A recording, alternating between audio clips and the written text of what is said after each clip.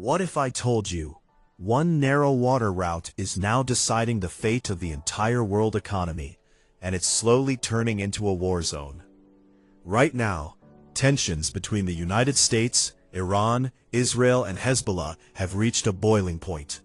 What started as targeted strikes has now escalated into a full-scale geopolitical crisis stretching across the Middle East, and the effects are already being felt across global markets. It all began when the US and Israel launched major strikes on Iran, targeting its military infrastructure and nuclear facilities. But Iran didn't stay silent.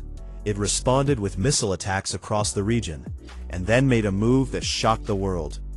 It tightened control over the Strait of Hormuz, one of the most critical choke points on Earth. This tiny stretch of water carries nearly 20% of the world's oil supply, and the moment tensions rose there, everything changed. Oil tankers slowed down, shipping routes were disrupted, and global oil prices surged almost instantly. Markets reacted with panic, because this wasn't just another conflict. This was a direct threat to the world's energy lifeline. In response, the United States moved in with a naval presence, effectively creating a blockade to keep the route open and maintain global trade flow. But instead of stabilizing the situation, it pushed both sides deeper into confrontation. Then came the most unpredictable part. Iran briefly reopened the strait, giving hope that tensions might ease. But soon after, it restricted movement again, sending a clear message that control over this route is now a powerful bargaining tool. Reports of attacks on commercial ships and oil tankers started emerging, and even vessels connected to countries like India were caught in the chaos, proving that this conflict is no longer limited to just a few nations. It's affecting the entire world. Iran has made it clear that without easing pressure from the US, safe passage through the strait cannot be guaranteed, while the US has accused Iran of using global energy as leverage.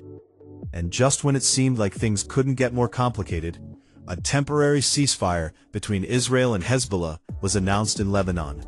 For a moment, it looked like tensions might cool down, but reports of violations quickly followed, showing how fragile the situation really is.